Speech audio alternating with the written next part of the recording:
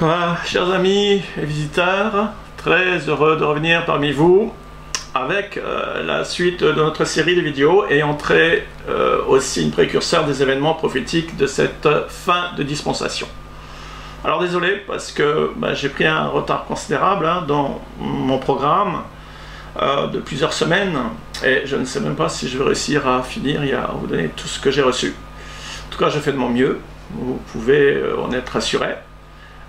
Mais bon, voilà, je suis d'une part rattrapé par mon passé avec des affaires de tribunaux administratifs, alors que j'étais chef d'entreprise. Je suis poursuivi par le RSI, qui est l'URSSAF maintenant, et j'ai mis, en raison d'une semaine, à écrire parce que j'ai pas d'avocat, j'ai pas les moyens. Donc de me défendre une semaine par trimestre, ça fait déjà 3 semaines là, sur lesquelles je suis le dossier, donc des choses qui datent et dont les erreurs viennent de leur part et qu'il faut que je justifie moi-même. J'ai effacé, j'ai jeté pour la plupart des papiers, donc parce que c'est une page que je voulais tourner de ma vie le plus rapidement possible, et comme quoi on est rattrapé par notre passé. Mais bon, je vois que le Seigneur m'aide aussi, alors je ne sais pas ce que ça va donner. Justement, ce qui est l'ironie du sort, c'est que je vais vous parler de jugement, parce que moi, ce jugement va être rendu le 10 septembre. Une affaire qui traîne depuis maintenant, voilà, des années. Et là, je vais vous parler de jugement. Dans cette vidéo, vous allez voir que c'est très important, très intéressant à la fois, mais voilà, il y a beaucoup de choses à dire. En plus, bon, j'ai plein d'autres soucis dont je ne veux pas, comme chacun, tout à chacun. J'ai notamment ma fille qui est en Angleterre, qui est à Oxford, et qui fait des études en préparation de son master, et qui devrait rentrer là ce samedi le 14 pour que j'aille la chercher donc, à la gare. Mais elle a apparemment contracté le virus, le variant, je sais pas quoi, là, le combienième. Et donc, elle risque d'être bloquée, et puis il y a plein de complications, en plus avec les mesures maintenant que vous connaissez, etc. etc. Donc plein de petites choses comme ça, où je vois bien qu'il y a des obstacles malins qui cherchent à m'empêcher de vous livrer les choses que j'ai reçues. Parce que j'ai beaucoup de choses à vous transmettre. Mais c'est pourquoi je compte sur vos prières, pour que vraiment je puisse faire ces vidéos, parce que là je travaille dans des conditions très difficile. En plus, on est en saison avec les bruits et toutes ces choses, j'en passe. Alors, un petit mot pour commencer sur les événements actuels dans le monde, qui, comme vous le savez, ont pris une telle ampleur sur le plan prophétique qu'ils ne devraient laisser aucun chrétien indifférent quant à l'urgence de la situation et la réalité des prophéties qui s'accélèrent considérablement et irrévocablement. Mais combien comprennent le véritable enjeu? Alors, pour ceux qui cherchent la vérité et des réponses à l'actualité des événements mondiaux et sur la façon dont les choses vont arriver, je vous invite vraiment à vous intéresser à l'eschatologie, car c'est dans les livres prophétiques de la Bible que se trouvent toutes les réponses. Et en tant qu'eschatologue, depuis des années, mais mon but est d'essayer de vous expliquer les prophéties bibliques en lien avec la situation actuelle mondiale, ainsi que la chronologie des événements prophétiques qui vont s'enchaîner durant ces 7 prochaines années. Il ne fait aucun doute que le sablier prophétique de cette dispensation est sur sa fin. Les élites mondialistes le savent et jouent leur dernière carte pour faire accélérer les événements simultanément partout dans le monde, pour la réinitialisation de ce système. Dans les 2 précédentes parties, nous avons vu à quel point il est important de distinguer les différents âges qui nous donnent une vue d'ensemble pour aborder au mieux l'eschatologie, de façon d'une part à nous repérer le plus précisément possible dans l'échelle du temps biblique, et d'autre part pour mieux comprendre les prophéties dans leur contexte en fonction de chaque dispensation. Cette approche biblique nous aide à mieux comprendre l'eschatologie et à prendre conscience que non seulement nous sommes bien dans la dernière génération, concernée par toutes les prophéties liées à la fin des temps, mais qu'en plus il devient de plus en plus évident que nous sommes même dans les tout derniers instants. Et cela est confirmé par la chronologie biblique des 6000 ans, en plus de tous les signes précurseurs. Et n'en déplaise à certains pasteurs qui pensent que nous ne sommes pas dans les temps prophétiques ou qu'il reste encore du temps. Et je leur dis qu'ils sont dans l'erreur parce qu'ils ne comprennent pas les Écritures et les livres prophétiques concernant notre génération. Beaucoup d'églises sont grandement dans l'erreur ou l'ignorance du domaine prophétique pour avoir occulté ou rejeté les prophéties qui pourtant occupent une place essentielle dans les Écritures et dont la plupart sont destinées à notre génération. Dans Matthieu 16, Jésus a reproché aux pharisiens et aux sadducéens de porter leur attention sur des choses secondaires plutôt que de reconnaître l'importance des signes des temps. Si les Juifs avaient eu connaissance des Écritures prophétiques, ils auraient décelé les signes de sa première venue et par là même, ils auraient reconnu leur Messie. Mais au lieu de ça, eh bien, ils ont fini par le rejeter avec pour conséquence près de 2000 ans d'errance spirituelle. Paul nous explique que ces choses leur sont arrivées pour nous servir d'exemple et elles ont été écrites pour notre instruction, à nous qui sommes parvenus à la fin des siècles. Or, force de constater que la majorité des chrétiens font exactement la même erreur pour le retour de Christ que les Juifs il y a 2000 ans au sujet de sa première venue sur terre. Beaucoup de chrétiens aujourd'hui sont victimes d'aveuglement à cause de leur indifférence et de leur manque d'intérêt dans les Écritures sur toutes les questions liées à la fin des temps. Alors que Jésus a insisté en disant « Eh bien, soyez sur vos gardes, je vous ai tout annoncé d'avance. » De la même façon que les Juifs sont passés à côté de la première venue du Messie, de même la majorité des chrétiens sont malheureusement pris au dépourvu par l'enlèvement de l'Église, qui nous est présentée comme la seule issue pour cette fin de dispensation. Certains chrétiens sont sur le point de déceler les signes des temps en rapport avec la dernière génération, tels que présentés par exemple dans Matthieu 24, versets 2 à 6. Un tremblement de terre, les guerres, etc. Mais ils ont vraiment un train de retard, car nous ne sommes pas au début ni même au milieu de cette dernière génération, mais dans les tout derniers instants. Ce qui importe donc aujourd'hui, c'est de prendre conscience des signes imminents de l'enlèvement et de la venue de l'Antichrist dans ce monde, et donc du basculement de la 5e à la 6e dispensation, telle que nous l'avions vu avant. Voilà. Et ici que ça va basculer, nous sommes ici, là, entre les deux. Alors, comment reconnaître ces signes précurseurs de l'imminence des événements prophétiques? Prenons l'exemple suivant. D'une part, les prophéties bibliques nous révèlent donc que l'Antichrist doit venir dans ce monde pour régner durant la 6e dispensation qui correspond à la dernière semaine de Daniel, appelée communément la tribulation des 7 ans. D'autre part, les Écritures prophétiques nous instruisent que dans les dernières semaines de Daniel qui précèdent le retour de Christ sur terre, eh bien le 4e royaume universel, qui était celui des Romains, doit ressurgir sous forme de 10 rois qui seront les 10 grandes puissances mondiales de la fin des temps. Ces 10 puissances mondiales sont représentées par les 10 orteils des 2 pieds de la statue que Nebuchadnezzar et Daniel ont vu dans un songe prophétique destiné à la dernière génération, en Daniel 2, correspondant également aux 10 cornes du 4e animal de Daniel 7, 24, représentant donc le royaume de la bête d'Apocalypse 17, verset 12. Ces 10 royaumes-là sont le prolongement des 2 jambes. Les 2 jambes, c'est là, c'est la séparation.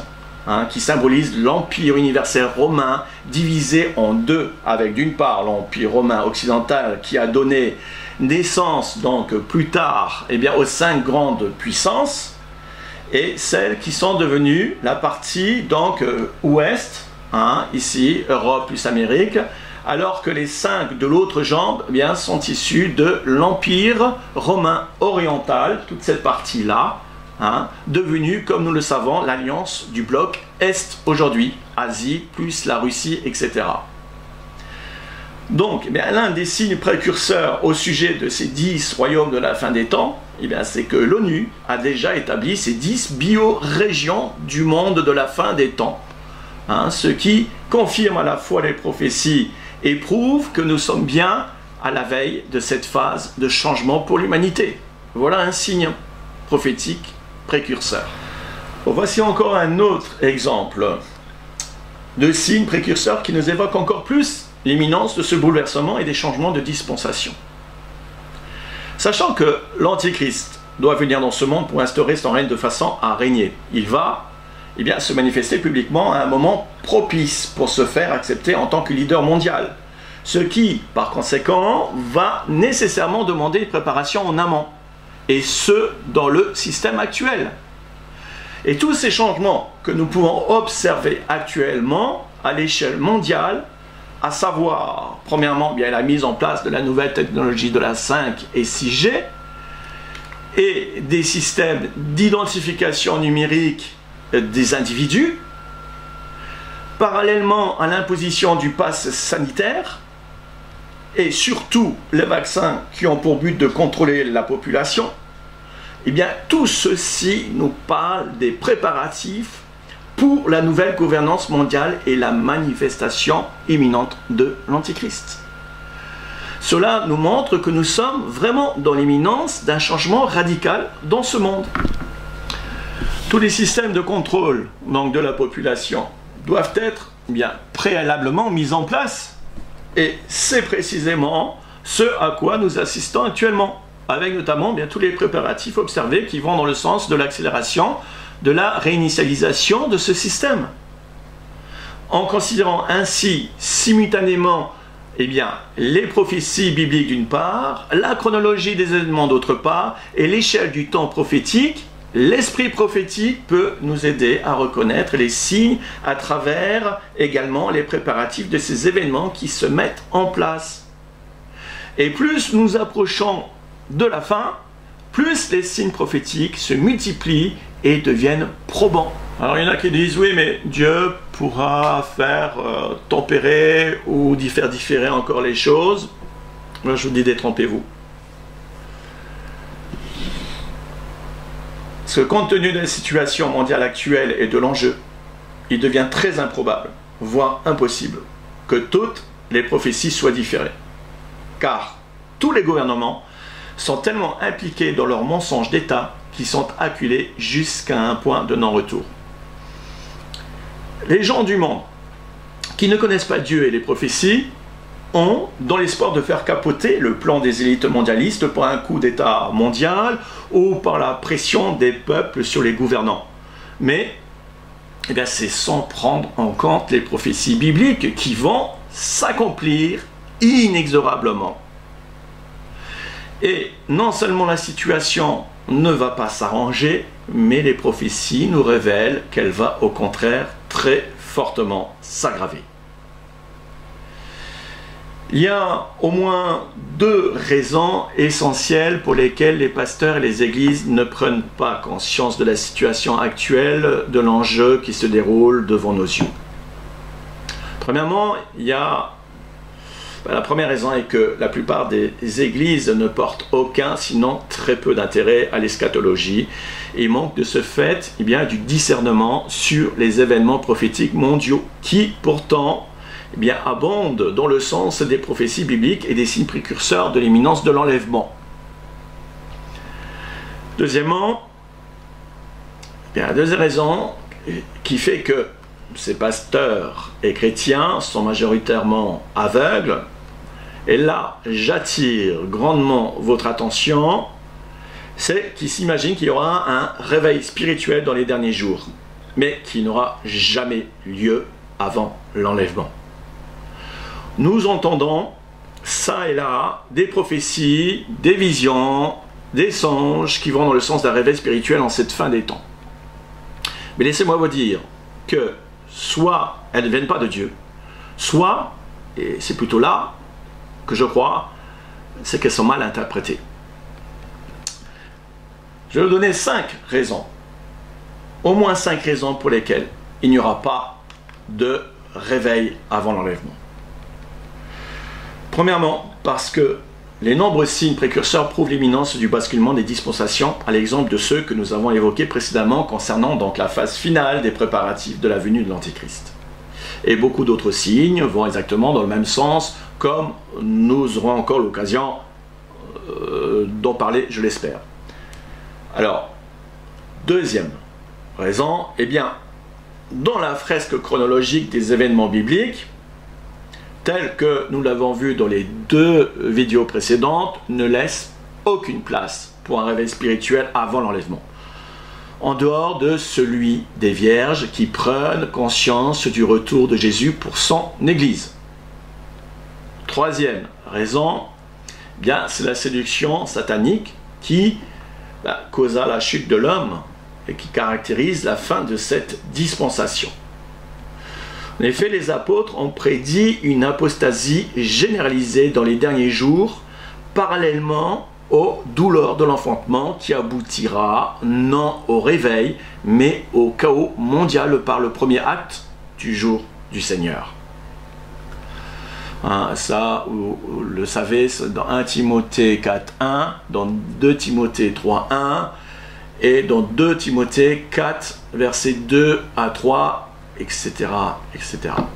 D'ailleurs, Paul confirme dans 2 Thessaloniciens 2, verset 3, que cette apostasie qui touche les églises locales dans le monde sera l'un des signes forts du jour de Christ, qui est une autre expression désignant l'enlèvement de l'église.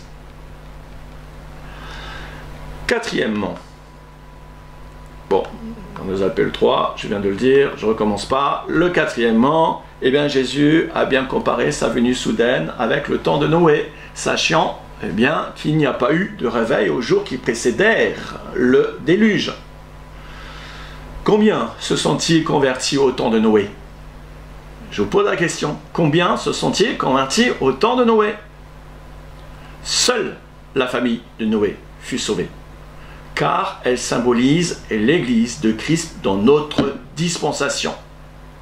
De plus, Jésus n'a-t-il pas dit, mais quand le Fils de l'homme viendra, trouvera-t-il la foi sur la terre? Alors d'où viennent, selon vous, ces révélations qui nous parlent d'un grand réveil en inspirant faussement les églises locales? Sache que dans les derniers jours, il y aura des temps difficiles, et non un réveil. C'est écrit, car les hommes seront égoïstes, amis de l'argent, fanfarons, hautains, blasphémateurs, rebelles à leurs parents, ingrats, irréligieux, insensibles, déloyaux, calomniateurs, intempérants, cruels, ennemis des gens de bien, traîtres, emportés, enflés d'orgueil, aiment le plaisir plus que Dieu, etc. Alors, ce qui m'amène au point suivant. La 5e raison, c'est qu'il y a eu, il est vrai, des visions ou prophéties de certains chrétiens concernant le réveil spirituel. Eh bien, c'est parce qu'il aura certainement lieu. Parce que cela a été écrit. Cela confirme les Écritures pour la dernière génération du retour de Jésus-Christ, mais il arrivera non pas avant l'enlèvement, mais après. D'où l'importance d'avoir une bonne compréhension eschatologique et chronologique des événements prophétiques. Il faut prendre en compte ce que disent les Écritures. En réalité, il y aura au moins 2 grands réveils à la fin des temps. Mais ce sera au sein de la tribulation. Le premier se fera dans les 2 premières années de la tribulation, entre le premier sceau et le 4e sceau.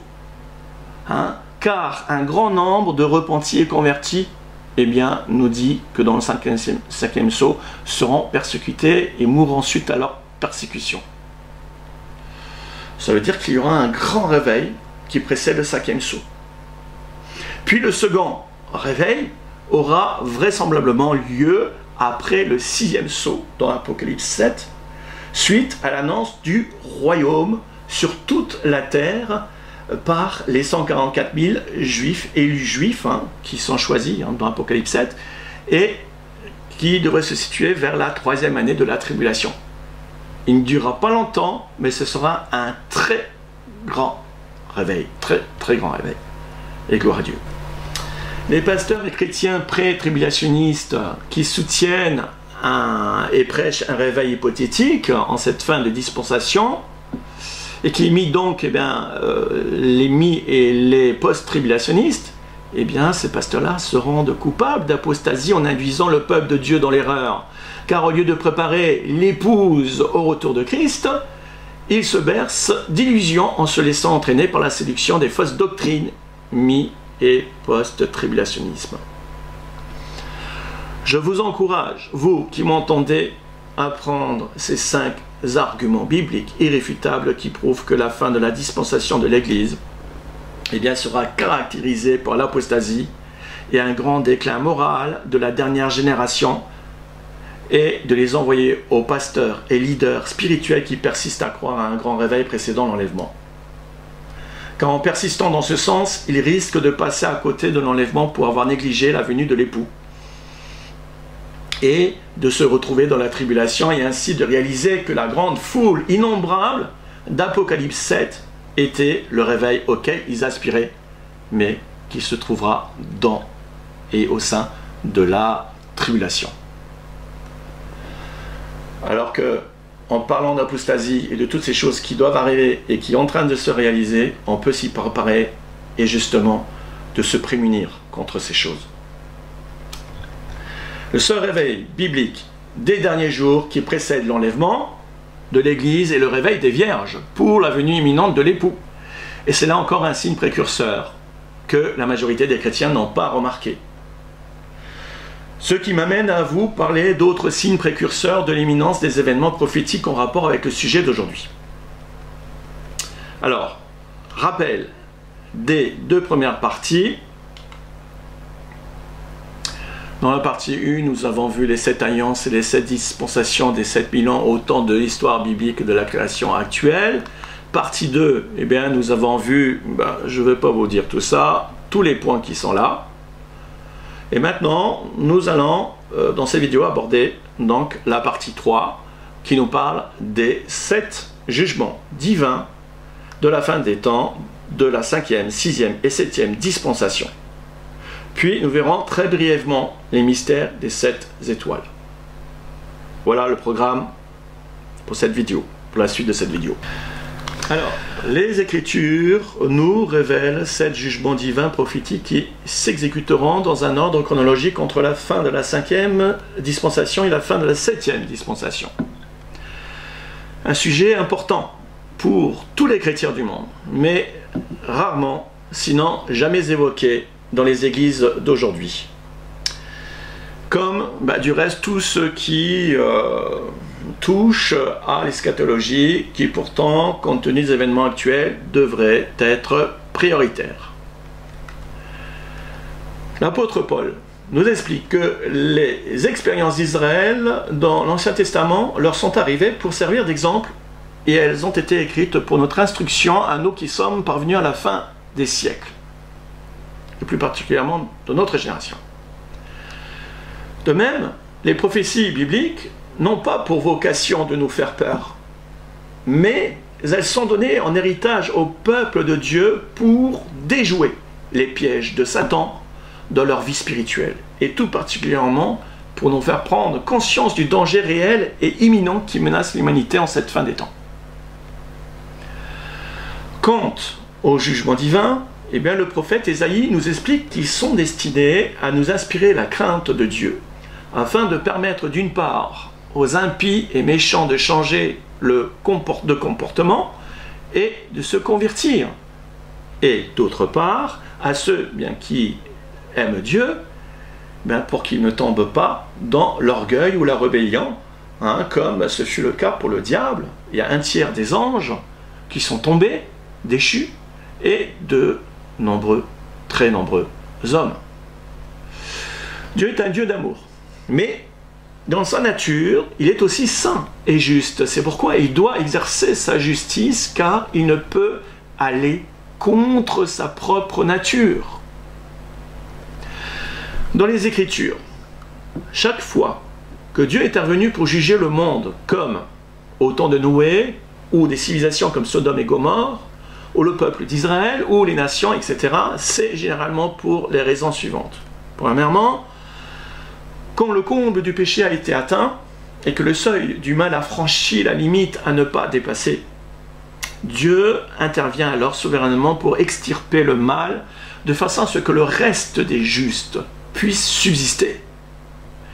L'autre raison est celle que j'ai expliquée dans la vidéo précédente, à savoir que la volonté de Dieu, expression de sa souveraineté, doit absolument s'accomplir.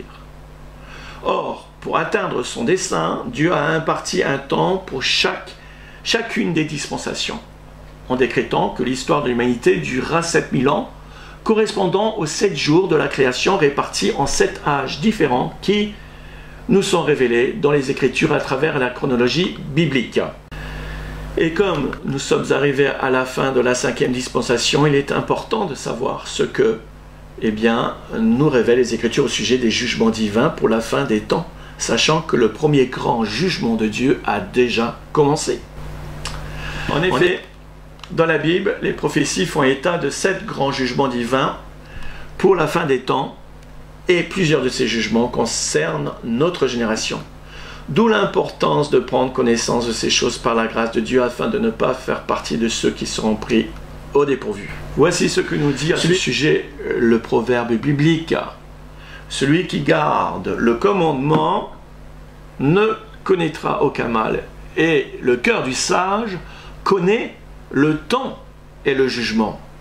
Le cœur du sage connaît le temps et le jugement, car pour toute chose, il y a un temps et un jugement.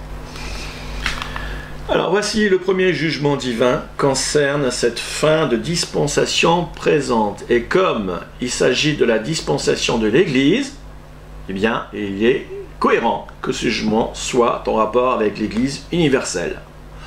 Par conséquent, ce sont tous les chrétiens du monde entier qui se réclament du christianisme qui sont concernés par ce premier jugement divin. Car c'est très important, vous allez voir, et c'est édifiant. Alors, vraiment, je vous invite à prendre très au sérieux ces choses. Alors, la Bible, dans 1 Pierre 4, 17, nous dit, car c'est le moment où le jugement va commencer par la maison de Dieu. Hein, c'est une parole prophétique. Or, si c'est par nous qu'il commence, quelle sera la fin de ceux qui n'obéissent pas à l'évangile de Dieu? Et si le juste se sauve avec peine, que deviendront l'impie et le pécheur? Le terme maison de Dieu est à prendre bien dans le sens large, comme l'explique Paul dans 2 Timothée 2:20, qui nous dit la chose suivante: dans une grande maison, il n'y a pas seulement des vases d'or et d'argent, mais il y a aussi des vases de bois et de terre. Les uns sont des vases d'honneur et les autres sont d'un usage vil.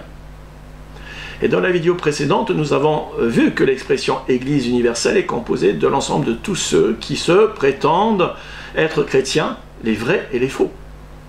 Et c'est pourquoi ce jugement d'un point de vue biblique consiste pour Dieu à faire le tri pour séparer le blé et l'ivraie, ainsi contre les vierges sages et les vierges folles. Il est donc logique que ce tri se fasse en fin de dispensation pour distinguer l'épouse de Christ du reste de cette Église universelle en vue de l'enlèvement de l'Église. De tout temps, l'homme irrégénéré a failli, et il en sera de même jusqu'à la fin de cette création. C'est pourquoi Dieu doit intervenir en cours et en fin de chaque dispensation en exerçant ses jugements avec ce que les Écritures appellent le jour de l'Éternel. Mais ces jugements sont toujours précédés par des avertissements, grâce au rendu à Dieu, des avertissements en offrant une porte de sortie. Et pour ceux qui veulent obéir et être sauvés, la porte, à chaque dispensation, il y a une porte de sortie. Ce fut le cas dans la première dispensation avec Adam, dans la deuxième avec la génération de Noé, dans la troisième avec la génération de Lot, et plus tard avec Pharaon et l'Égypte, dans la quatrième avec le peuple juif à 3 reprises. Et dans la 5e, c'est avec l'Église universelle. Voilà le premier jugement, je l'ai mis ici. Et dans la 6e, comme nous le verrons, ce sera avec les nations et Israël, et dans la 7e avec la multitude de Gog et Magog. Étant dans la dispensation de l'Église, l'apôtre Pierre affirme que pour tous les jugements de la fin des temps, c'est par la maison donc de Dieu qui doivent commencer avant de s'étendre au reste de l'humanité. Vous pouvez aussi voir les exemples dans Ézéchiel 9, versets 4 à 7. Un passage qui est très explicite à ce sujet. Et ce premier jugement qui concerne donc notre génération, vous pouvez être sûr qu'il a déjà commencé et même qu'il est sur le point de prendre fin. Et c'est également la raison pour laquelle il ne peut y avoir de réveil spirituel avant l'enlèvement de l'Église. Puis nous sommes dans le temps de jugement de cette fin de dispensation. C'est ça la chronologie biblique et des événements bibliques. Alors en quoi consiste-t-il ce jugement? Eh bien la dispensation présente est celle de l'Église, comme nous l'avons vu. Aussi les apôtres et les prophètes l'ont prédit. La dernière génération concernée par le retour de Christ connaîtra un déclin comparable à celui de Sodome et Gomorrhe, ainsi qu'une apostasie généralisée dans les églises locales sur toute la planète. Aussi est-il cohérent que cette dispensation s'achève avec un jugement qui implique d'une part, eh bien, la dernière génération de l'Église universelle et d'autre part, le reste du monde. Sachant que l'enlèvement de l'Église est le dernier acte de cette dispensation, il devient évident que Dieu intervient pour procéder à la séparation du blé et de l'ivraie et du tri entre les vierges sages et les vierges folles, selon la parabole des 10 vierges de Matthieu 25 et la parabole même des conviés aux noces du Fils de Dieu de Matthieu 22. Les apôtres ont prédit qu'à la fin de cette dispensation, l'apostasie se répandra donc de façon générale dans l'Église universelle, d'où les nombreux avertissements par les envoyés et les sentinelles de Dieu qui ne cessent d'appeler à la repentance, que ce soit sur le plan moral, les dérives doctrinales ou l'insouciance et l'indifférence face à la venue de l'époux pour enlever les siens. Ce qui, nous ne cesserons jamais assez de le rappeler, est la seule porte de salut et de sortie pour cette dispensation, c'est l'enlèvement de l'Église. Dans Isaïe 61, il est question d'une prophétie qui concerne les deux venues de Christ sur terre, que Jésus lui-même a repris lors de sa première prédication. L'Esprit du Seigneur, l'Éternel sur moi, car l'Éternel m'a oint pour porter de bonnes nouvelles aux malheureux. Il m'a envoyé pour guérir ceux qui ont le cœur brisé, pour proclamer aux captifs la liberté et aux prisonniers la délivrance, pour publier une année de grâce de l'Éternel et un jour de vengeance de notre Dieu. Sauf que quand le Seigneur Jésus a lu cette prophétie dans la synagogue de Nazareth, dans Luc 4, versets 16 à 21, il a repris exactement cette prophétie, mais en interrompant sa lecture avant les mots « et un jour de vengeance de notre Dieu ». Car sa première venue accomplissait la première partie de cette prophétie concernant l'inauguration de la dispensation de la grâce. L'expression « l'année de la grâce de l'Éternel » dans cette prophétie a été publiée et accomplie par Jésus lui-même, alors que la publication du jour de vengeance devait attendre la fin de cette dispensation. C'est pourquoi Jésus n'y a pas fait allusion lors de sa première venue, du moins dans ce passage qu'il a lu dans le temple. Il en parlera plus tard, dans ses prophéties. Cette portion de l'écriture prophétique du jour de la vengeance de l'Éternel concerne le temps prophétique de sa seconde venue. Et donc cohérent que la publication de ce jour-là se fasse à la fin de la dispensation de l'Église pour que s'accomplisse cette prophétie d'Ésaïe au sujet des jugements divins. Étant en fin de dispensation, c'est donc aux sentinelles du Seigneur que revient ce rôle d'annoncer les jugements de Dieu, en guise d'avertissement pour les différentes personnes concernées. Chaque jugement doit être énoncé avant son accomplissement de façon à permettre, d'une part, à ceux qui aiment Dieu de tendre leurs oreilles pour s'appliquer à la sagesse et à la piété, et d'autre part, pour tous ceux qui ont besoin de se repentir, de s'approcher de lui dans l'humilité et la crainte de Dieu afin d'être épargnés dans sa miséricorde. L'apostasie a été prédite par les apôtres comme une déviance de l'Église pour cette fin de dispensation. Cette définition de l'apostasie dans le Nouveau Testament est définie par une dérive des saines doctrines, mais aussi le rejet de la vérité qui entraîne la tiédeur et l'endurcissement des cœurs des croyants. C'est ce que malheureusement nous pouvons observer dans les églises en général. Il suffit de constater l'indifférence face aux prophéties bibliques, qui se traduit par un manque d'intérêt et d'amour au sujet du retour de Christ. En effet, l'intérêt que l'on porte aux choses de notre vie est très révélateur de l'état de notre vie spirituelle et la façon de laquelle on attend ou pas le retour de l'époux en dit long sur notre désir d'être avec lui ou non. Paul va jusqu'à dire que l'apostasie est l'un des signes précurseurs imminents du jour de Christ, et donc un autre moyen pour les croyants réveillés de savoir que nous sommes dans les temps prophétiques de son retour pour son Église. Comment pouvons-nous savoir que le jugement de la maison de Dieu a réellement commencé? Façon pratique. Eh bien, premièrement, parce que nous sommes en fin de dispensation et qu'elle est caractérisée par l'apostasie que nous venons d'évoquer brièvement. Secondement, tous les signes prophétiques témoignent que l'Antichrist est sur le point de se révéler. Or, le jugement doit commencer par la maison de Dieu, comme nous venons de le voir. Et troisièmement, et cela nécessite plus d'explications, mais cela a un rapport direct avec le cri de minuit. En effet, du fait que ce jugement consiste à faire le tri entre les vrais et les faux chrétiens, entre les vierges sages et les folles, tout porte à croire qu'il a commencé au moment du cri d'alerte de la venue de l'époux. Pourquoi? Alors, je vous demande de bien vouloir vous concentrer. Car d'après la parabole de Matthieu 25, nous avons l'ordre des événements qui est bien défini.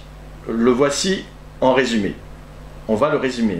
Je vais pas, j'en ai déjà parlé plusieurs fois et j'ai plein de choses sur lesquelles il faut que je vous parle. Je ne peux que vous résumer les choses. Au départ, il y a 10 vierges. D'accord? Je ne vais pas vous lire, vous connaissez, je vous ai mis la parabole. Il y a 10 vierges qui représentent non pas l'ensemble de tous les croyants de l'Église universelle, pas du tout, mais seulement tous les croyants, d'une part, lavés par le sang de Christ, c'est pourquoi ils sont comparés à des vierges, et d'autre part, ceux qui, dans le monde, ont été réveillés, sensibilisés par la venue de l'époux. Tous ceux qui ont été interpellés par le cri de minuit, autrement dit, tous ceux qui, après avoir entendu le cri de minuit, ont pris conscience de la venue imminente de l'époux. Par conséquent, il nous faut répondre à la question, quel est ce cri de minuit?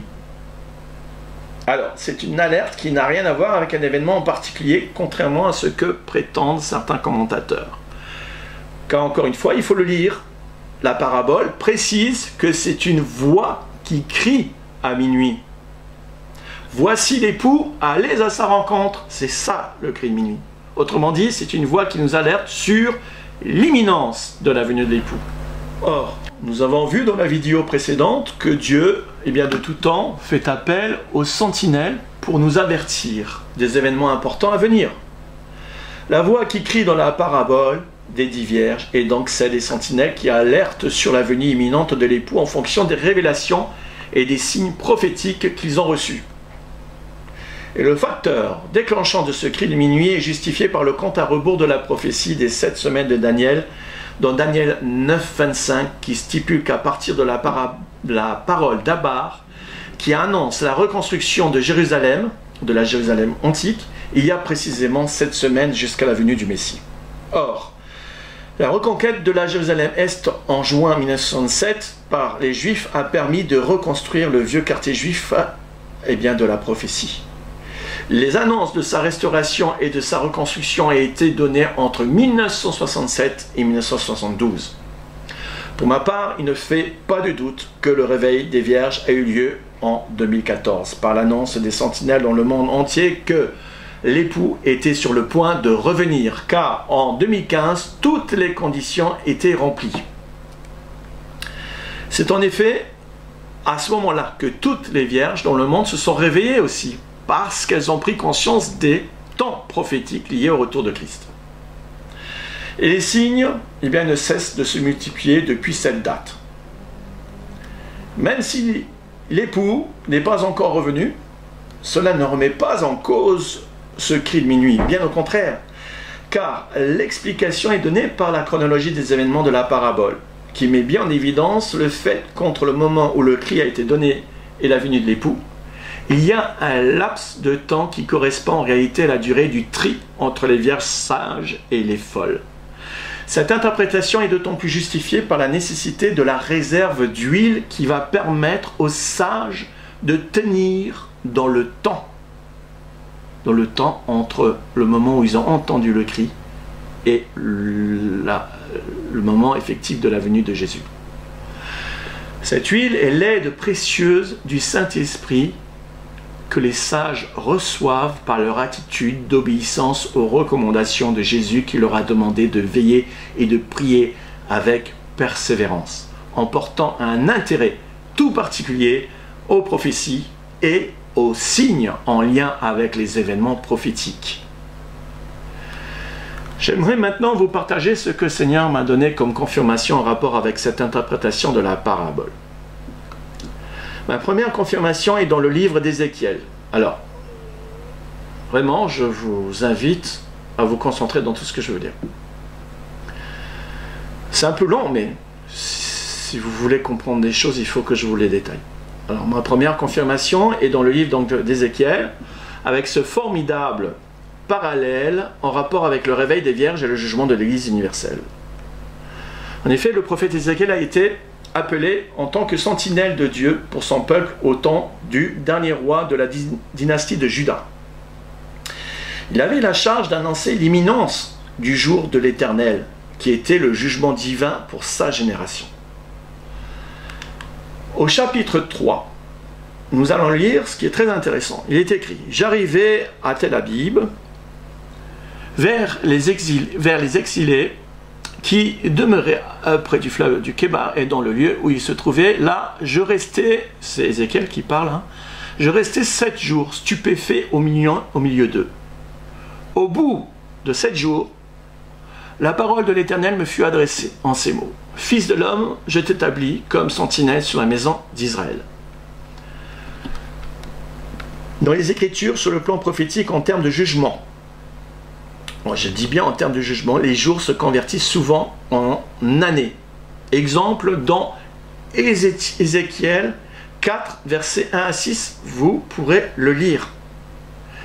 Un jour égale un an.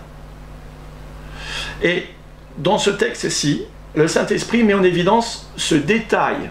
Ce n'est pas pour rien qu'il met en évidence ce détail des 7 jours d'Ézéchiel.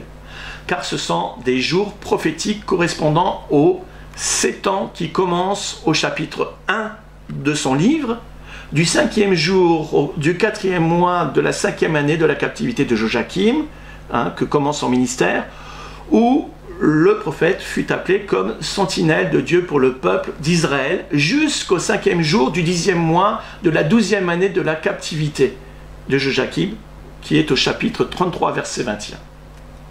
Où Ézéchiel fut averti de la destruction de Jérusalem et de son temple. 7 ans. En tout, 7 ans et 6 mois. Mais Ézéchiel ne fut averti de la destruction que 6 mois après l'événement par un espion qui s'était échappé de Jérusalem, puisque Jérémie nous précise que la destruction a eu lieu au 4e mois de la 11e année de Sédéchias, qui correspond à la 12e année de captivité de Joachim. Nous avons donc bien précisément 7 ans. Tout ça, je connais ces choses par cœur à cause de la chronologie. Donc, en tant que chronologiste, vraiment, je me suis appliqué à regarder ces choses très, très en détail. Là, ces 7 jours prophétiques, correspondant à 7 ans, se trouvent également dans Genèse 7, 4, quand Dieu révéla le jour du déluge à Noé. Attention! Il s'agit bien de 7 jours pour Noé et sa famille. Mais comme la famille de Noé est un type de l'Église, aussi, sur le plan prophétique, ces 7 jours sont en réalité 7 ans prophétiques précédant le jour de l'Éternel pour cette fin de dispensation. C'est comme ça que le Saint-Esprit veut nous montrer les choses. Autrement dit, de même que Dieu a averti Noé 7 jours avant le déluge, de même, il avertit son Église 7 ans avant la tribulation, à partir du compte à rebours du cri de minuit. Au moment donc où les sentinelles ont commencé à crier, voici l'époux, allez à sa rencontre. C'est-à-dire le cri de minuit qui annonce l'imminence de Jésus-Christ qui a eu lieu entre 2014 et 2015. Hein, nous avons commencé tous à crier, toutes les sentinelles en 2014. Moi, j'avais écrit mes livres en 2012, entre 2012 et 2014. J'avais commencé fortement à prévenir le peuple de Dieu en 2014. Ézéchiel, lui, a mis 7 ans pour annoncer l'imminence des événements. 7 ans avant que n'arrive le jour de l'Éternel pour son époque, sachant que la première année de son ministère, il annonça les jugements de Dieu sur Juda. Beaucoup se sont aussi moqués et l'ont calomnié. C'est pourquoi la deuxième année de son ministère, Dieu lui révéla la chose suivante. Car il n'y aura plus de vision vaine, ni d'oracle trompeur au milieu de la maison d'Israël. Car moi, l'Éternel, je parlerai, ce que je dirai s'accomplira. Et ne sera plus différé. Oui, de vos jours, famille de rebelles, je prononcerai une parole et je l'accomplirai, dit le Seigneur l'Éternel. La parole de l'Éternel me fut adressée en ces mots. Fils de l'homme, voici la maison d'Israël dit, les visions qu'il a ne sont pas près de s'accomplir. Il prophétise pour des temps éloignés. C'est pourquoi, dis-leur, ainsi parle le Seigneur l'Éternel, il n'y aura plus de délai dans l'accomplissement de mes paroles. La parole que je prononcerai s'accomplira, dit le Seigneur l'Éternel.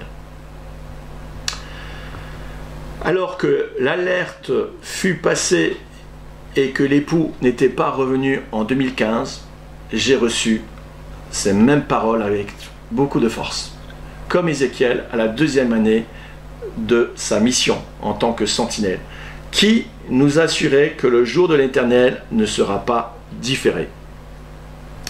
Pour Ézéchiel, cette notion d'imminence dura quand même 6 ans avant que ne s'accomplisse la parole de l'Éternel, pour exercer son jugement sur les enfants donc, de Juda, plus la première année donc, de son ministère, en tout cela faisait 7 ans. Et je crois qu'il en est de même pour les vierges réveillées par le cri de minuit. Si j'ai compris ce que le Seigneur veut nous dire depuis le réveil de 2015, annoncé en 2014, plus les 7 ans, cela nous ramène vers septembre 2021 pour la manifestation du jour de l'Éternel. Chose intéressante, c'est qu'Ézéchiel ne l'a vraiment compris que lorsque Dieu lui révéla le jour du siège de Jérusalem. Il lui avait indiqué dans sa deuxième année qu'il allait avoir un siège suivi d'un grand malheur sur Jérusalem et sur tous ceux qui y allaient se rebeller.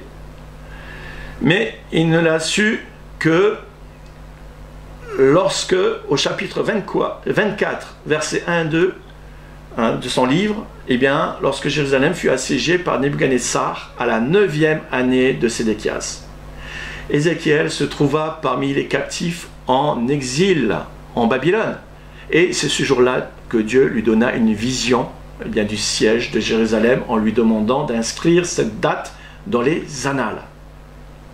Sachant que ce siège dura précisément 18 mois, ce détail apparaît dans Jérémie 52, versets 4 à 6 de la 9e année de Sédéchias, le 10e jour du 10e mois jusqu'à la 11e année au 9e jour du 4e mois. Ça fait 18 mois. Jérusalem a connu d'ailleurs un autre siège dans son histoire qui dura également 18 mois, de l'an 68 à l'an 70 de notre ère, qui fut la conséquence du rejet du Messie quelques années auparavant. Pour faire le parallèle avec notre temps, quand la pandémie a commencé en Europe, dans mon esprit, c'était comme si le monde était en état de siège, comme pour le siège de Jérusalem. Mais bon, vu ce que j'avais traversé, je n'ai parlé à personne en dehors de quelques amis qui, je suis sûr, s'en rappelleront lorsque je leur ai évoqué ces 18 mois.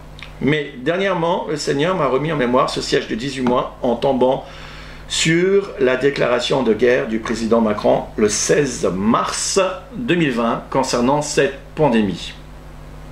Nous sommes en guerre sanitaire certes. Nous ne luttons ni contre une armée, ni contre une autre nation. Mais l'ennemi est là, invisible, insaisissable qui progresse. Et cela requiert notre mobilisation générale. Nous sommes en guerre. Toute l'action du gouvernement et du Parlement doit être désormais tournée vers le combat contre l'épidémie.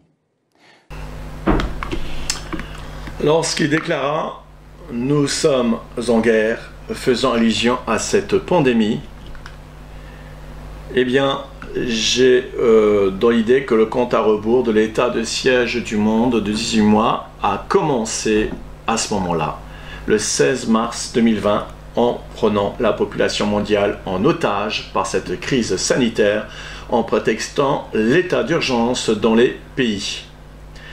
Si tel était le cas, cela eh bien, nous ramènerait en septembre 21 pour la première étape du jour de l'Éternel.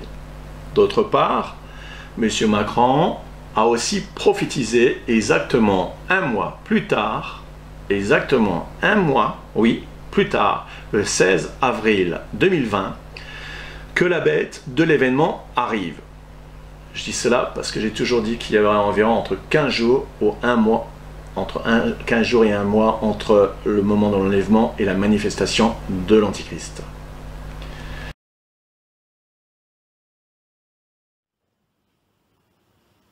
Je crois que notre génération doit savoir que la bête de l'événement est là. Et elle arrive. La bête de l'événement est là.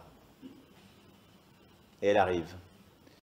Et donc cette expression la bête de l'événement arrive, elle est là, elle arrive, qu'il dit, eh bien, cette expression n'a pas retenu évidemment l'attention du monde, mais n'est pas passée inaperçue pour les sentinelles et pour ceux qui connaissent les prophéties bibliques. Eh bien, il faut savoir que Dieu se sert aussi des païens pour prophétiser, à l'exemple de ce méchant Caïn, qui dans la Bible prophétisa que Jésus devait mourir pour la nation dans notamment Jean 11, versets 49 à 51. Il a bien prophétisé. Et donc, un mois après la déclaration « Nous sommes en guerre », eh bien, M. Macron prophétisa dans une autre interview que la bête de l'événement est là, et elle arrive. Donc, faisant allusion, sans même le savoir, à la rentrée en fonction de l'Antichrist en tant que leader mondial dans ce monde. Voilà, je vous ai mis cette image parce que je ne voulais pas voir la tête de Macron, tout simplement. Voilà, maintenant, si l'on applique donc à ces interventions le compte à rebours des 18 mois de cette prise d'otage du monde, avec sa première déclaration du 16 mars 2020, cela nous ramène à septembre 2021 de nouveau, pour la première étape du jour de l'Éternel, qui est le chaos mondial provoqué par l'enlèvement de l'Église. Et si l'on prend en compte la prophétie donc, du 16 avril, donc un mois plus tard, de la bête de l'événement qui arrive, eh bien, à laquelle on rajoute également ce compte à rebours des 18 mois, on arrive vers, un mois plus tard, vers octobre, pour la manifestation de l'Antichrist, pour l'instauration du nouvel ordre mondial. Je trouvais cela très intéressant et très en similitude avec ce que nous avons dit précédemment, avec le réveil, avec les 7 ans. C'est en tout cas dans cet ordre que la chronologie, en plus des événements, doit se dérouler. Et maintenant, si l'on tient compte que le tri en lien avec le réveil des Vierges depuis 2014 pourrait durer 7 ans, eh bien cela coïnciderait avec les 18 mois de l'état de siège que la population est en train de vivre avec cette crise sanitaire, le tout devant aboutir au chaos mondial de la première étape du jour de l'Éternel qui se situerait donc entre la fin août et septembre. Fin août, fin septembre, je dirais, voilà, entre le 1er et plutôt les 17 ou 20 septembre. Mais bon, comme je ne veux pas vous donner un jour précis, voilà, mais je pense qu'on y est en tout cas. Rappelez-vous aussi de Madame Christine Lagarde, présidente du FMI, qui en 2014 s'est servi de la numérologie avec le chiffre 7, prédisant l'instauration d'un ordre mondial 7 ans plus tard. Ma conviction, depuis quelques mois, semble de plus en plus se confirmer pour un enlèvement aux environs de septembre de cette année. car cela coïncide donc non seulement avec ce que je viens d'évoquer, mais également avec la chronologie même des 6000 ans de la prophétie d'Osée, des 2000 ans, et d'une prophétie dont je parlerai ultérieurement qui converge avec la chronologie, exactement à la même année. Plus d'autres indices qui ont retenu mon attention. Autres indices qui vont dans le sens de mon interprétation de ce premier jugement divin en rapport avec l'Église universelle. Le cri de minuit et le vécu du prophète Ézéchiel en tant que sentinelle pour son temps. Rappelez-vous, dans la Genèse, l'histoire de Pharaon, dont il a eu un songe prophétique dont Joseph a reçu l'interprétation de Dieu de façon à faire connaître les événements qui étaient sur le point d'arriver. Il était question dans son songe de 2 vaches. L'une était maigre et l'autre grasse. Joseph expliqua que la vache grasse qui précédait la maigre représentait 7 années d'abondance, alors que la maigre 7 années de grande famine. Et si je vous évoque ce récit biblique, c'est parce qu'en septembre 2014, je fais appel à votre mémoire pour ceux qui ont pu apercevoir cela, eh bien, les médias ont rapporté un événement inédit concernant 2 vaches qui, j'en suis convaincu, a une grande portée prophétique. La première vache a fait l'actualité le 25 septembre 2014, correspondant à la date biblique du premier de Tishri, ou fête des trompettes. La vache était de couleur noire. Il y avait un grand 7 formel apparaissant sur la tête. Vous voyez ? On voit bien ici, bon, j'ai que cette photo, il y en avait peut-être d'autres mieux. Voilà, j'ai été un peu pris par le coup, par le temps. Et la deuxième vache, présentée dans une émission religieuse populaire, est née lors de la même fête des trompettes, hein, pareil, en 2014. Et bien, cependant, cette vache était de couleur rouge, il y avait un petit 7 également sur le front. Voilà. En 2014-2015, on avait fait le rapprochement de ces 2 vaches avec celle du songe de l'époque de Joseph, pensant alors que les 7 ans de prospérité étaient celles qui précédaient ces 2 vaches, et les 7 ans de famine correspondraient alors à celle de la tribulation qui devait venir entre 2015 et à ce moment-là 2022.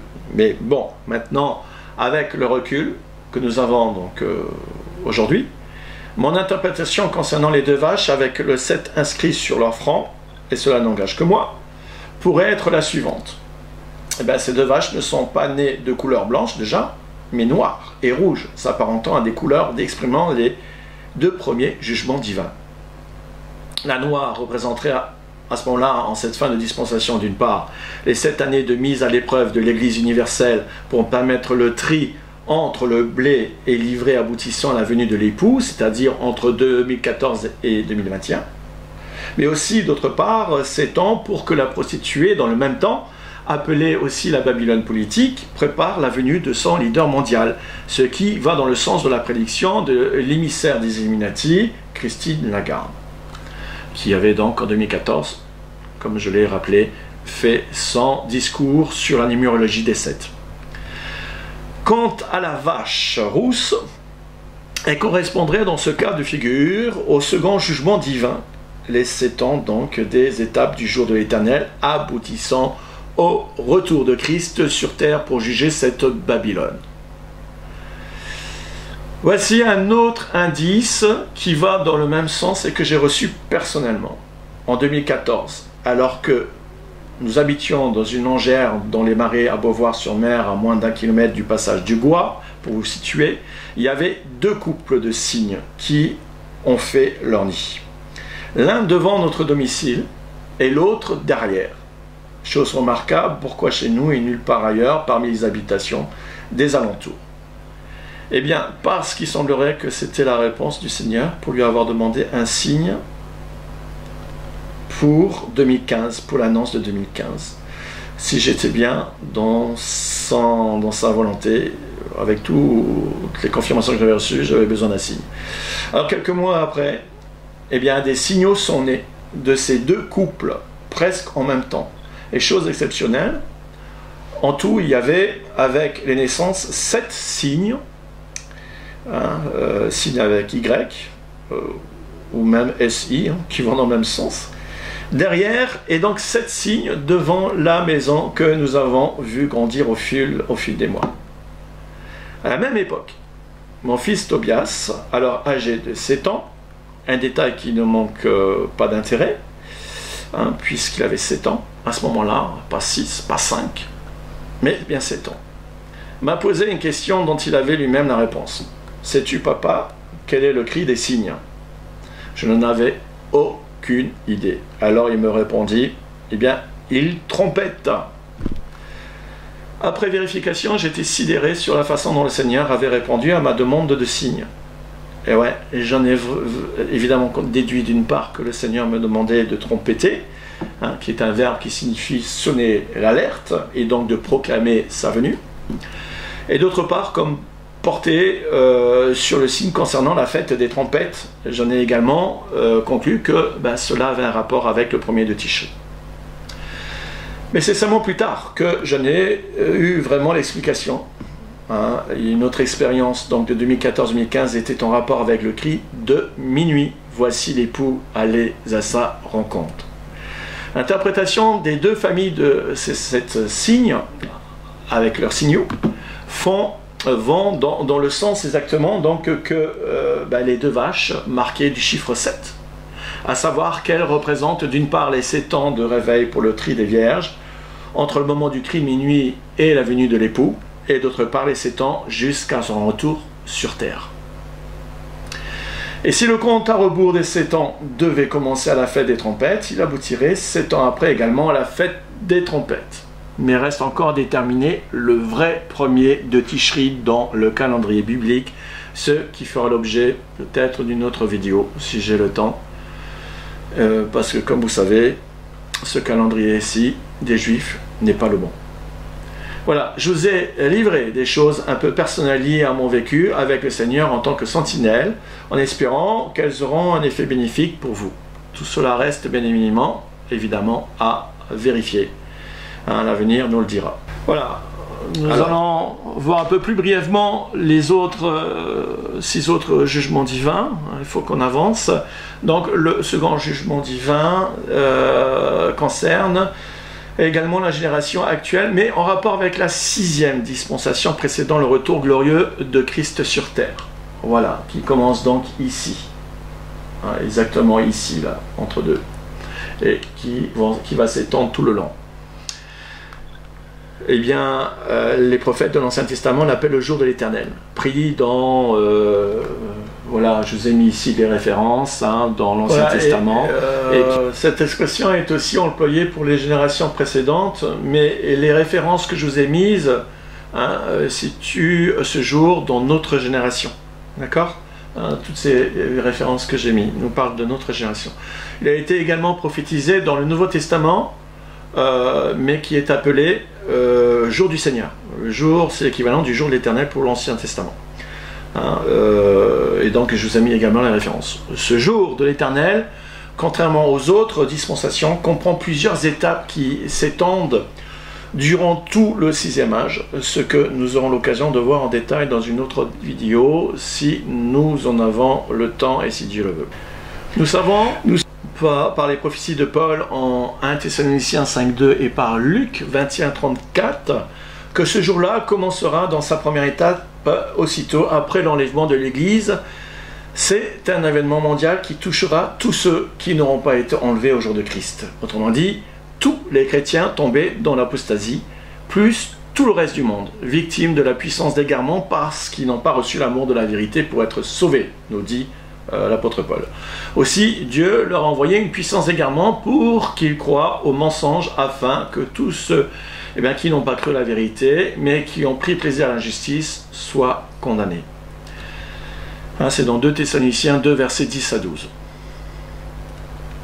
Le second jugement divin correspond donc aux étapes du jour de l'Éternel qui, pour résumer, se dérouleront de la façon suivante, à savoir qu'il y aura d'abord la ruine soudaine, le chaos donc mondial, suivi de l'apparition de l'Antichrist et de la mise en place de la mondialisation, elle-même suivie de la dernière semaine de Daniel comportant les 7 sceaux apocalyptiques.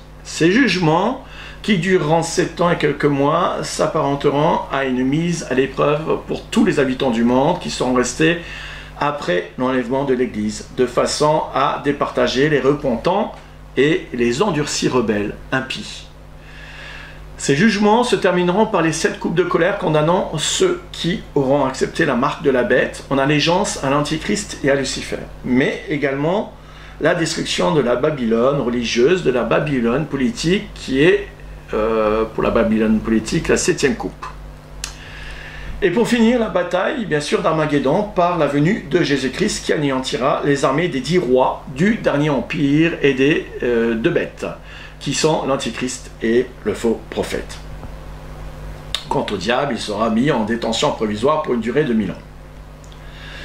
Juste quelques mots maintenant sur la marque de la bête, car je ne sais si j'aurai le temps de développer ce sujet important.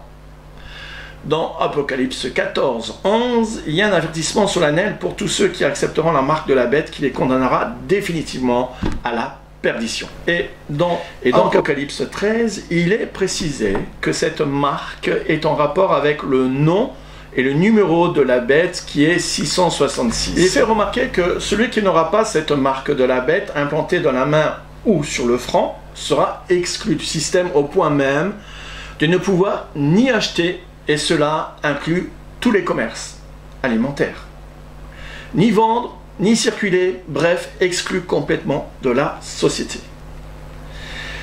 Les vaccins et le pass sanitaire ne sont pas encore la marque de la bête, mais ils ont un lien certain avec elle.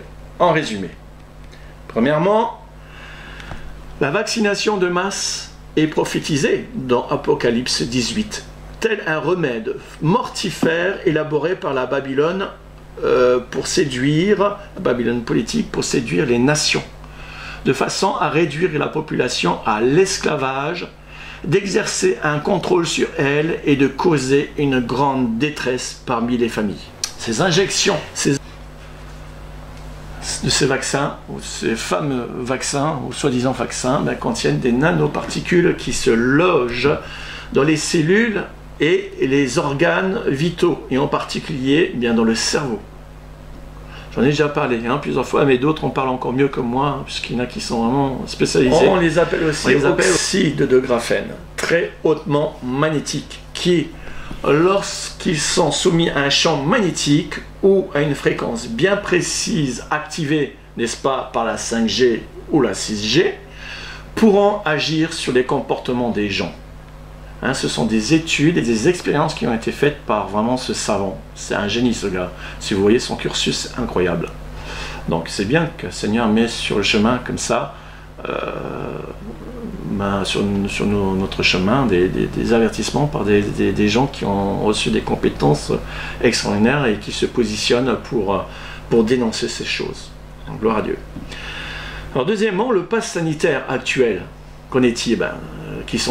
Ceux qui sont en train d'imposer partout, remplit déjà certaines caractéristiques de la marque de la bête. J'ai pas dit que c'était la marque, mais certaines caractéristiques en ce sens qu'ils privent les gens déjà des accès publics et restaurants, etc. D'ailleurs, ce qui prive aujourd'hui les contaminés d'accès, c'est exactement la même liste qui a été utilisée en 1942, l'ordonnance qui a été donnée contre les Juifs. Vous pouvez regarder sur Wikipédia, ordonnance 1942 qui a été donnée contre les Juifs, les interdictions et les mesures d'application. Vous regarderez si vous voulez, sur ma page aussi, ou sur Wikipédia ou ailleurs. En tout cas, ceci n'est que la phase préliminaire pour préparer la population à l'étape suivante, à savoir le carnet de vaccination numérique qui existe déjà et ressemble en tout point là à la marque de la bête. Pour moi, il ne fait pas de doute que cet homme, Bill Gates, est le faux prophète annoncé dans la Bible, car c'est la deuxième bête dans Apocalypse 13 qui aura la fonction d'imposer la marque de l'Antichrist à la population mondiale. Or, il se trouve que justement, il a déposé un brevet pour son système d'un carnet de vaccination numérique qui sera implanté sous la peau en laissant une marque par la luciférase. Ce système a été ici breveté par Bill Gates sous le brevet W0, World Order, Nouvel Ordre, mondial, l'ordre mondial, 2020, qui a été déposé en 2020, mais il a été breveté sous le numéro 060606, comme écrit dans la Bible, 666. Décrit donc, en plus il décrit un système de crypto-monnaie. Et je suis convaincu qu'il fait partie de l'un des systèmes de la bête. Pourquoi je dis l'un des systèmes de la bête? En effet, il est possible qu'il y ait plusieurs marques, car il est écrit, là au verset, en caractère gras, et que personne ne put acheter ni vendre sans avoir la marque, le nom de la bête ou le nombre de son nom. Le texte parle d'une marque au singulier, mais la conjonction « ou » laisse entendre qu'il peut y avoir un procédé comportant la marque avec son nom, comme par exemple la puce RFID, relié au terminal de paiement, qui sera relié à un terminal de paiement, ou un autre procédé comportant son nombre, ou dans le sens de « et » aussi. Un nombre donc procédé comportant son nombre comme le carnet de vaccination numérique. Ce qui nous fait au moins deux procédés en rapport avec cette prophétie sans lesquels les gens ne pourront ni acheter ni vendre parce qu'ils auront besoin d'un pass numérique pour se rendre aux divers lieux de restauration ou d'une puce implantée dans leurs mains avec, pour accéder donc aux grandes surfaces, marchés, etc. pour faire leurs courses. Et même une autre marque par rapport au franc ou au visage avec, vous savez, les systèmes numériques que nous avons déjà vus, qui existent déjà. Quand ils sont en application, reliés directement à un système de crypto-monnaie ou de terminal de paiement, d'identification de la personne. Donc vous voyez, ça fait déjà plusieurs possibilités, plusieurs marques de la bête, plusieurs procédés. Voilà, donc je tenais à en parler, j'aurais voulu en parler beaucoup plus en détail, de manière beaucoup plus profonde, mais voilà, je suis maintenant dans mon sujet avec les jugements qui sont importants et nous sommes rendus au troisième maintenant jugement, le jugement des élus enlevés au ciel au tribunal de Christ. Alors, Paul nous révèle dans Romains 14, versets 10 à 12, « Nous comparaîtrons tous, en effet, devant le tribunal de Christ. Ainsi donc, chacun de nous rendra compte à Dieu pour lui-même. » Dans 2 Corinthiens 5, 10, Paul donne des précisions. « Nous comparaîtrons tous devant le tribunal de Christ, car il est écrit, je suis vivant, dit le Seigneur, tout genou fléchira devant moi, et toute langue donnera gloire à Dieu. » Ésaïe, lui, nous éclaire sur le sens du mot « tous ». Tournez-vous vers moi et vous serez sauvés, vous tous qui êtes aux extrémités de la terre. Car je suis Dieu et il n'y a point d'autre. Je le jure par moi-même, la vérité sort de ma bouche et ma parole ne sera point révoquée. Tout genou, encore une fois, tout genou fléchira devant moi. Tout, ici, c'est toute langue, vous voyez, jugera par moi en langue éternelle, donc tous les peuples de la terre, tous les habitants de la terre. D'autre part, il est écrit que le Père ne juge personne, mais il a remis tout jugement entre les mains du Fils. Tout jugement au Fils, afin que tous honorent le Fils comme ils honorent le Père. Jean 5, 22. Ainsi, le tous, devant le tribunal de Christ, n'implique pas seulement les croyants, contrairement à ce qu'on a toujours dit et cru, mais tous les habitants de la terre. Mais selon 1 Corinthiens 3, 12 à 14, pour les sauver, le tribunal de Christ n'est pas à considérer comme le lieu du jugement de Dieu pour les péchés, puisque nous sommes justifiés par la foi en Christ. Mais ce seront nos œuvres qui seront mises en lumière pour l'octroi de récompense ou non, selon la vie que chacun de nous aura menée sur terre. Le tribunal de Christ s'appliquera en 3 phases différentes en ce qui concerne les œuvres des élus, à savoir, ici, premièrement, la première phase pour tous les croyants enlevés à la fin de la 5e dispensation de l'Église, donc ce sera juste après l'enlèvement, donc où ça se passera au ciel pour les élus. Ensuite, la deuxième phase s'effectuera, eh bien, à la fin de la 6e dispensation, ce sera certainement juste après la manifestation de Christ sur terre, au moment de la première résurrection, qui inclura aussi tous les croyants sauvés d'avant l'ère chrétienne. Hein, c'est dans Apocalypse 20, versets 1 à 5. Donc, après aussi que le diable soit jeté en prison pour 10 000 ans, donc ça nous donne bien le contexte. Troisième phase de ce tribunal de Christ, et enfin, concerne tous les croyants de la 7e dispensation qui se déroulera en principe au jour du jugement dernier entre la destruction de cette terre et la création de la nouvelle terre et des nouveaux cieux. Pour les élus de la 5e dispensation, ceux donc qui seront enlevés, le tribunal de Christ ne décide pas donc du salut. Hein, celui-ci nous est déjà offert par le sacrifice de Christ et notre foi en lui. Amen. Au tribunal de Christ, les élus seront récompensés ou non en fonction de la fidélité avec laquelle ils auront servi Christ. Et ça, vous avez référence 1 Corinthiens 3,12, verset 14 aussi, 1 Corinthiens 9, verset 4 et verset 27, et 2 Timothée 2,5. Tous ceux qui sont au ciel, revêtus de leur robe pour les noces de l'agneau, celles lavées dans le sang de Christ, le salut est un don gratuit qui s'obtient par grâce au moyen de la foi en Christ. Ça, ne le perdez jamais, jamais, jamais de vue. Les récompenses seront sur la base, par contre, des œuvres préparées d'avance par Dieu, selon ce que chaque élu aura pratiqué ou non durant son mandat terrestre. Le 4e maintenant jugement divin. Le jugement d'Israël qui consistera à déterminer qui d'entre les Juifs entrera dans la bénédiction du royaume. Israël, en cette fin des temps, fait l'objet de très nombreuses prophéties, dans les livres des prophètes, incluant sa diaspora, donc sa dispersion dans le monde, dans la dispensation présente, mais aussi son retour d'exil, sa résurgence en tant que nation, la reconstruction de la Jérusalem antique, avec notamment la prophétie des 7 semaines, dont je vous ai touché un mot avant, la prophétie des 7 semaines de Daniel 9, 25. Mais les prophètes ont aussi prédit qu'Israël fera l'objet d'un jugement au jour de l'Éternel.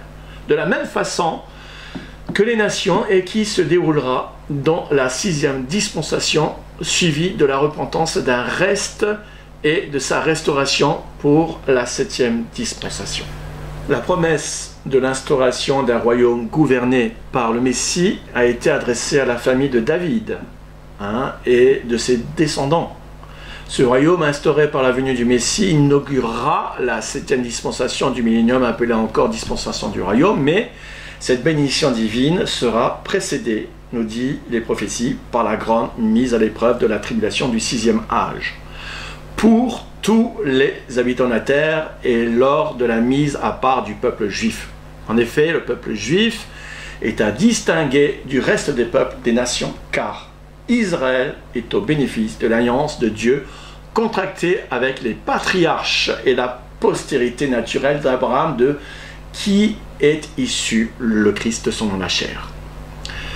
De même que le premier jugement est pour déterminer qui fera partie de l'épouse de Christ, de même ce jugement d'Israël est destiné à rétablir l'épouse de l'Éternel parmi les Juifs restants de la tribulation. Il ne faut pas confondre cette relation-là avec l'autre grand mystère de la Trinité, celle de l'Église considérée dans le Nouveau Testament, dans 1 Corinthiens 11, versets 1 à 2, comme une vierge sans tache, sans reproche et sans défaut en vue de son union avec Christ. Pour ce qui concerne Israël maintenant, dans l'Ancien Testament, elle est considérée comme l'épouse de l'Éternel, momentanément désavoué en raison de sa désobéissance comparable à une prostitution en imitant les nations. C'est dans 11 et 2,4. La prophétie de Daniel nous donne des précisions sur le temps de son jugement qui précédera la venue du Messie. Voilà. Israël connaîtra le même sort que l'ensemble des nations dans la première partie de la tribulation et se rendra même coupable dans son aveuglement d'accueillir l'Antichrist comme son Mashiach. Eh ouais. Aussi sera-t-elle mise à part dans la seconde partie de la tribulation pour sa mise à l'épreuve comme à travers le feu en vue de sa purification. Pour un temps, des temps et la moitié d'un temps, qui représente 1260 jours, correspondant à la deuxième moitié de la tribulation, que l'on appelle communément la grande tribulation. Voilà, hein, c'est dans Daniel 12, 7, etc., Ézéchiel 20, d'ailleurs je vous ai mis. Le jugement d'Israël s'étendra, voilà, s'étendra ici, sur toute la période de la 6e dispensation durant laquelle le prophète Zacharie, eh bien, nous précise dans Zacharie 13 et 14 que 2 tiers de toute la nation d'Israël seront exterminés. Terrible. Non, ce sera pareil pour d'ailleurs le reste du monde. Et que seul 1 tiers des Juifs d'Israël échappera pour constituer le reste d'Israël et qui sera éprouvé durant 1260 jours dans la seconde partie de la tribulation.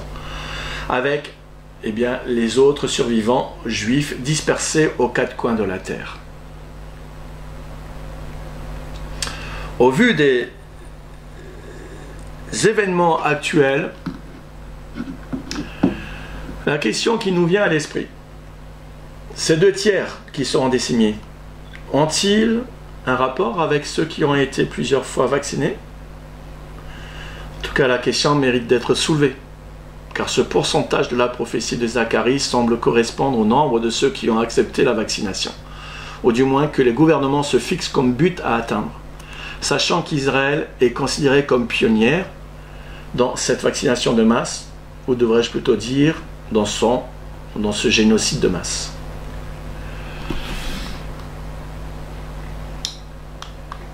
Hein, vous savez, vous êtes au courant que à la date du 31 juillet, en Europe, rien qu'en Europe, il y a 21 000 morts suite au vaccin. C'est dans les rapports des données de pharmacovigilance, Europharmacovigilance, qui est un organisme qui est prévu pour à cet effet, hein, qui est officiel, et qui recueille toutes les données.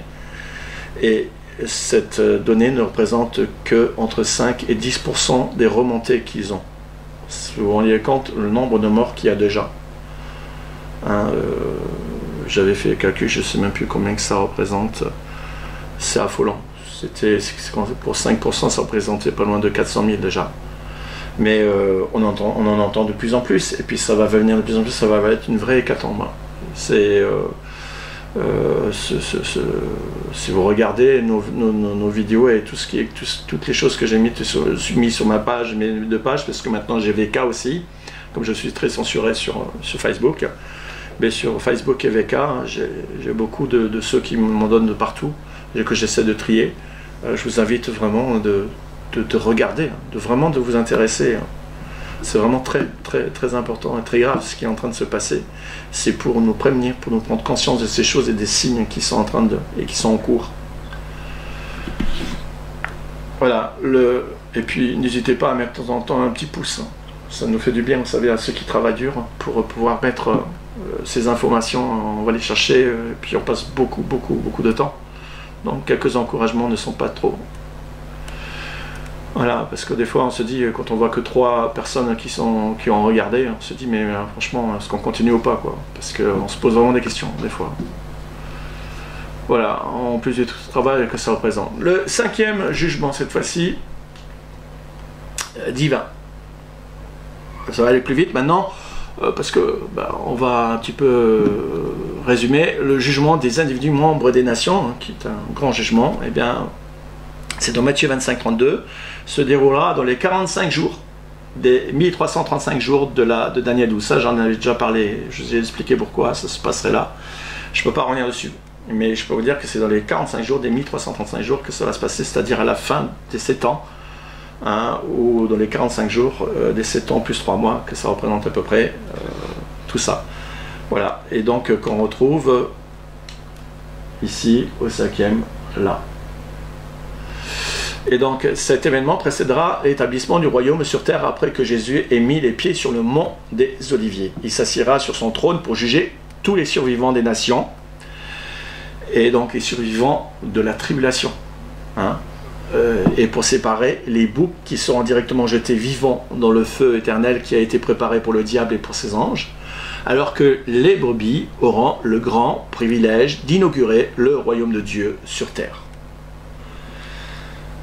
6e jugement divin, qui est le jugement de Gog et toute sa multitude, ainsi que de Satan et des anges déchus après le règne des 1000 ans. C'est dans Jude 6. Et pour ce qui est de Satan, c'est dans Apocalypse 20, je ne sais plus combien. Voilà, ils seront donc jetés dans la géhenne pour rejoindre le faux prophète et les 2 bêtes, où ils seront tourmentés au siècle des siècles, hein, parce que le faux prophète et les 2 bêtes ont été déjà jetés vivants, capturés lorsque Jésus-Christ est revenu sur terre, pour les mettre directement dans la géhenne. Ça c'était 1000 ans avant, parce que là maintenant on est 1000 ans après, nous sommes maintenant à la fin du 7e âge, hein, comme nous l'avons vu ici. Voilà pour ce 6e jugement. Voilà, plutôt ici. Voilà. Juste un mot sur la guerre de Gog et Magog. Cet événement ne se produira pas en cette fin de dispensation comme plusieurs eschatologues l'ont cru. Elle est comme des rabbins, hein, qui d'ailleurs ont imité sur les rabbins, hein, qui n'arrêtent pas d'en parler, parce qu'ils n'ont que la moitié des prophéties, puisqu'ils n'ont que l'Ancien Testament. Ils n'ont pas le plus important, le complément, sur lesquels on ne peut pas comprendre vraiment les prophéties de la fin des temps. Donc ils sont dans un aveuglement complet, bien qu'ils savent et qu'ils reconnaissent quand même les signes, qu'ils savent que ça va se passer là, alors qu'il y a des chrétiens qui ne le savent pas. C'est quand même extraordinaire, alors qu'ils ont un voile, mais ils savent que des choses vont se passer quand même. Voilà, donc voilà, cette guerre de Gog et Magog est attestée dans la chronologie des 7000 ans par l'apôtre Jean, également dans Apocalypse 20, comme étant en fin de la dernière dispensation. Donc je vous recommande ma vidéo 85, que j'ai consacrée exclusivement à ce sujet, pour ceux qui veulent, voilà, savoir ce qu'il en est, parce qu'on a entendu beaucoup de choses, mais vraiment, j'avais reçu des choses bien précises là-dessus, et je vous invite d'y retourner si c'est nécessaire. Regardez cette vidéo 85 dans YouTube en tapant Ignacy Claude, bien que j'ai vu que Google ne m'aime plus, enfin moi jamais aimé, mais encore moins maintenant, parce que en tapant mon nom, on tombe sur des gens qui ont pris mes vidéos en priorité, qui ont pris mes vidéos et pour les commenter. Donc voilà, je laisse faire, je mets ça entre les mains du Seigneur. Voilà. Pour les commenter, pas forcément bien, vous l'aurez compris. Bref, maintenant je suis rendu au 7e et dernier jugement, qui est le jugement, ils sont tous terribles, mais celui-ci est redoutable, parce qu'on l'appelle le jugement dernier. Alors, au jour du jugement dernier, la culpabilité des perdus, eh bien, sera établie par rapport aux péchés par lesquels ils se seront rendus coupables devant Dieu durant leur existence sur terre. Jésus a dit que les hommes seront jugés sur la base de leurs paroles qu'ils auront proférées et des mauvaises œuvres qu'ils auront commises en toute impunité durant leur vie impie. Car c'est ce comportement-là qui déterminera, eh bien, le degré de leur châtiment éternel. C'est Matthieu 12, verset 36 et Jude 1, verset 15. Si la vérité n'est pas toujours plaisante à entendre, c'est à cause de notre chair déchue. Seule la vérité d'en haut peut affranchir toute personne et permettre aux croyants de se préserver de l'apostasie qui sévit en cette fin des temps. Et pour l'accepter dans notre cœur et d'en faire notre mode de vie, il est souvent nécessaire de crier à Dieu notre misère, s'en remettre constamment à sa grâce, car lui seul peut nous assister dans nos faiblesses, nous accorder de vouloir et de faire, et le vouloir et le faire pour lui être agréable. Vous savez, notre nature rebelle a tendance, et bien justement, à, quand il y a des choses qui nous déplaisent, des choses qu'on a du mal à accepter, de nous refermer. Et la seule façon pour que ça n'arrive pas, c'est constamment prier et demander au Seigneur d'incliner notre cœur à sa vérité, de rechercher, d'avoir soif de cette vérité. Parce que c'est ceux qui n'aiment pas la vérité qui vont se refermer sur eux-mêmes et qui vont s'endurcir. Parce qu'ils n'ont pas eu l'amour de la vérité, c'est la puissance d'égarement qui sera à l'œuvre à ce moment-là. Et il y a beaucoup de chrétiens qui sont tombés dans cette puissance d'égarement. Et cela demande de l'humilité, car Dieu fait grâce aux humbles, mais résiste aux orgueilleux. Mais en criant, vous savez, si Jésus lui-même sur terre, dans son ministère, a crié à Dieu pour lui sauver de la mort, les chrétiens, s'ils ne crient pas, voilà, je ne sais pas comment ils font. En tout cas, moi je crie tous les jours à Dieu. Le jugement dernier est ainsi qualifié parce qu'il achève la liste des 7 jugements divins qui marquera la fin des 7000 ans d'histoire de l'humanité actuelle. Tous les morts non ressuscités encore, depuis l'origine de ce monde, ressusciteront pour leur grand jugement. Les rachetés, eux, auront été préalablement ressuscités à la première résurrection, avant le millénium. C'est pourquoi la résurrection des morts est appelée la seconde résurrection qui aura lieu après le millénium. Ce terrible jugement se déroulera pour déterminer le degré du ou des châtiments à appliquer en fonction des paroles proférées et des actes condamnables commis de leur vivant. Mais il est précisé, quiconque ne fut pas trouvé écrit dans le livre de vie fut jeté dans les temps de feu. Apocalypse 20:15. Donc, certains auront la vie éternelle. Et en fait, c'est ceux qui se seront trouvés dans la 7e dispensation. Parce que tous les croyants sauvés auront été ou déjà enlevés à la fin de la 5e dispensation ou à la fin de la 6e dispensation qui seront ressuscités. Donc il reste la 7e dispensation. Et c'est ces vivants-là ces vivants qui seront transformés. Ils seront transformés parce que tout va changer. On va passer dans une autre dimension spirituelle, nouveaux cieux, nouveaux terres. Et donc les vivants de la 7e dispensation seront aussi transformés donc, de leur vivant. Et par contre, pour qu'il n'y ait plus de péché en eux. Parce que à la fin de la 7e dispensation, nouvelle création, nouvelle terre, plus de péché, plus de malheur, plus rien, ce sera fini. Une fois que le jugement sera donné, c'est le dernier jugement. Et le dernier jugement, ce sera donc, d'une part, par rapport à ceux qui seront sauvés de la 7e dispensation, qui ont été fidèles à Dieu, et d'autre part, pour ceux, donc des morts, parce qu'il y en a qui vont quand même mourir, même s'ils vont dans la 7e dispensation, vivre longtemps, il y en a quand même qui vont mourir dans la 7e dispensation. Mais dans tous les cas, seront jugés également tous ceux qui sont condamnés et qui ressusciteront donc durant les 7000 ans pour le dernier jugement, le jugement dernier qu'on appelle. Et qui, eux, ils seront tous condamnés. Tous ceux qui n'auront pas... voilà, vous aurez compris. Voici maintenant un autre mystère. Pour finir, assez brièvement, le mystère des 7 étoiles dans le livre de l'Apocalypse et les 7 jugements divins de la fin des temps. Parce que ça va un petit peu dans le même sens. Alors, le mystère donc des 7 étoiles sont les messagers en fait des 7 églises. Les 7 églises dont il est fait mention dans le livre de l'Apocalypse au chapitre 2 et 3 se situaient toutes en Asie mineure du temps de l'église apostolique.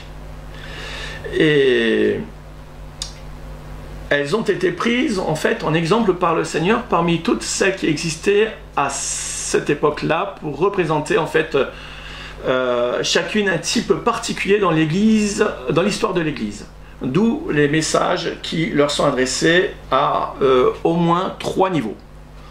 Premièrement, eh bien, les 7 lettres adressées aux églises sont avant tout un message d'exhortation pour celui qui a des oreilles pour entendre et rappelle les promesses faites à celui qui vaincra. C'est au niveau individuel.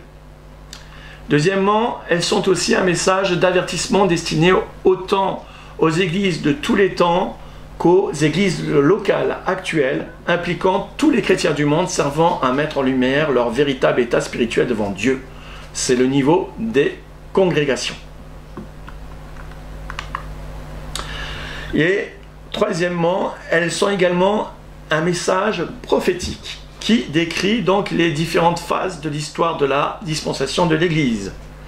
À partir de cette observation, eh bien, le message prophétique semble impliquer que les conditions renouvelées périodiquement à travers les siècles vont en s'accentuant progressivement jusqu'à la fin de la dispensation de l'Église. Ceci est d'autant plus vrai pour les 4 dernières églises qui font fortement allusion au retour de Christ. Ce qui laisse entendre qu'un reste de Thyatire, de Sardes et de Philadelphie existera encore aux côtés de Laodicée en cette fin de dispensation. C'est dans Apocalypse 2,25 et jusqu'à 3, verset 3 plus 11 plus 20, enfin vous savez où se situe tout ça. Alors, voilà, les messages donc adressés aux 7 églises, étant pour les chrétiens du temps de toute la dispensation de l'Église, nous inspirent par les conseils et des avertissements suivants que je vous ai mis donc ici. L'église d'Éphèse, Apocalypse 2, verset 1, je ne vous donne pas les références, vous savez où c'est. Alors, elle est représentative des églises apostoliques qui est encouragée à se repentir pour avoir perdu son premier amour. L'église de Smyrne présente les caractéristiques de l'église en fait sous la persécution durant toute l'histoire de l'église, mais aussi des chrétiens isolés de par le monde à l'image de ceux qui seront dans la tribulation de la dernière semaine de Daniel. Les chrétiens sont encouragés à demeurer fidèles dans les épreuves et dans les tribulations de la vie. L'église de Pergame, voilà, manifeste les caractéristiques de l'église qui se compromet avec le monde, là où Satan a son trône. Le chrétien est exhorté à ne pas se conformer au siècle présent en s'exerçant à la piété. L'église de Thyatire est l'église type où le mal et l'idolâtrie progressent dans la chrétienté. Le chrétien est avisé de se garder de l'idolâtrie et à refuser tout faux enseignements et fausses doctrines. L'église de Sardes est l'exemple même d'une église morte, c'est-à-dire sans piété et sans vie d'esprit, n'ayant aucune sensibilité par rapport aux prophéties bibliques de la fin des temps, manifestant ainsi une indifférence, une insouciance déconcertante concernant le retour de Jésus. C'est à cette église que le Seigneur rappelle la nécessité de veiller et de prier, en particulier en lui disant « Si tu ne veilles pas, je viendrai comme un voleur et tu ne sauras pas à quelle heure je viendrai sur toi. » Sous-entendu que les chrétiens qui ne veillent pas et ne prient pas seront pris au dépourvu par la venue de l'époux pour être confrontés aux différentes phases du terrible jour du Seigneur. À l'église de Philadelphie, aucun reproche pour cette église. Jésus lui demande seulement de garder ce qu'elle a reçu, de le garder jusqu'à la fin, car elle est représentative de l'église réveillée et en pleine croissance spirituelle, celle qui entend le cri de minuit. Voici l'époux, allez à sa rencontre. et est encouragé à rester fidèle à Christ et à sa parole vivante en toutes circonstances, jusqu'au bout, en considérant sa venue par la porte ouverte dans le ciel. Les prophéties font partie intégrante de sa parole, surtout quand il s'agit de son retour pour l'Église.